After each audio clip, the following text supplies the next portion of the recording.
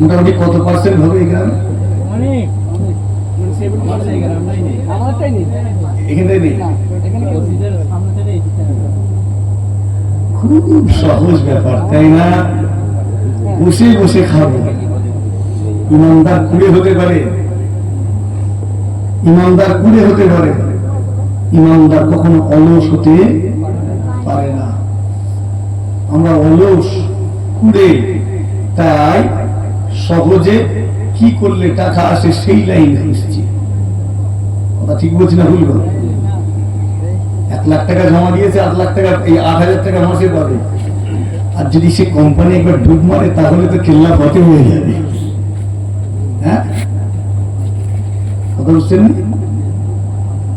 সে কোম্পানিটা একবার যদি ডুব দেয় ব্যাস, তখন তো সারদাই যেমন কেস হলো, তখন তো সব কান্নাকাটি করবে, আমি ডুবে গেলেন, আমি ডুবে গেলেন করবে। আল্লাহ মাফ করে। যে বিষয়টা বলছে আমি হালকা করে আঁচ পেয়েছি, এর আগে আমাকে একজন জিজ্ঞেস করেছে, হুজুর এটা হালাল না হারাম? কেন গো? বলছে এটা বেশিরভাগ নাকি আবার আলেম আছে। ঠিক বলছি তো নাকি? হালকা করে আঁচ পেয়েছি আমি। আচ্ছা, দুনিয়ার সব আলেম যদি সুদ খায়, সুদটা হালাল হয়ে যাবে তো? না। দুনিয়ার সব আলেম, হুজুর, পীর যারা সবাই মিলে যদি মদ খাওয়া শুরু করে দেয়, মদটা হালাল হবে না? হ্যাঁ, দুনিয়ার সব আলেম যদি, মাইকে আছে তো সব কথা বলতে পারছি না, বাথরুমে গিয়ে ওটা খাইবে, তাহলে ওটা হালাল হয়ে যাবে? কথা বলে না কেন? ভেঙে বলবো নাকি? সব আলেম গুলো এখন এই এজেন্ট হয়েছে, এই হয়েছে, এগুলো বেশি করছে, তাই আপনি করছেন আলেমটাকে দেখে। চলেন সব আলেম পায়খানায় ঢুকে ওটাও খাচ্ছে, আপনিও খান। হ্যাঁ, খাবেন তো? হুজুর এখন ডাইরেক্ট মারাটা কি করুনই মনে হয়? হ্যাঁ,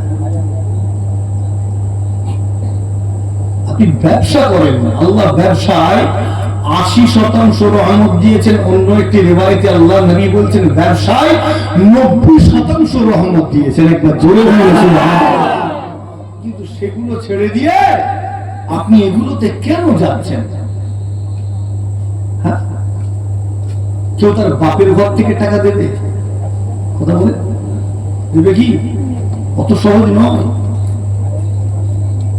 তো আপনি অন্যজনকে দিচ্ছেন, সে তো বড় লোক হচ্ছে, আপনার কিছু দিচ্ছে, আপনি মনে করেছেন বিশাল ব্যাপার। নিজে মেহনত করেন, নিজের ক্রেডিট তৈরি করেন, নিজের যোগ্যতা বানান। আমার কথা খারাপ লাগলো হয়তো, কিন্তু কিছু করার নেই। এগুলো ঠিক হচ্ছে না আমাদের, আমরা লোভে পড়ে যাচ্ছি। ভাইপো বুলেট কিনে ফেলেছে অল্প দিনে, আমার সহ্য হলো নি, আমাকেও কিনতে হবে। আমি তাড়াতাড়ি করে কি করলাম, সুদের মাল নিয়ে ব্যাস আমিও বুলেট কিনলাম। এত দরকার কি আছে? আমাদের পূর্বপুরুষদের দিকে তাকান তো, তাদেরকে সুদের মাল খেতে হয়নি, ঘুষের মাল, কোনের মাল, জোয়ার মাল, লটারির মাল খেতে হয়নি, তারা আজকে জান্নাতি হয়ে গেছে। একটা জোরে হয়ে তারাও তো দুনিয়ায় এলো, দুনিয়াদারি করলো, তারাও এই দুনিয়ায় থেকে চাষাবাদ করলো, ঘুমালো, খাওয়া দাওয়া করলো, সবকিছু করলো, কিন্তু হারাম খেলোনি, জান্নাতি হয়ে গেল। আর আমরাও দুনিয়ায় এলাম, আমরাও ঘুমোচ্ছি, কিন্তু ওই দেখেন ঘরটা বানিয়েছি সুদের টাকায়। ঠিক না বললো?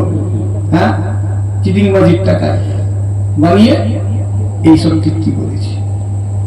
শোনেন, আপনি ইমানদার, আল্লাহর উপরে ভরসা রাখবেন। কার উপর? কার উপর?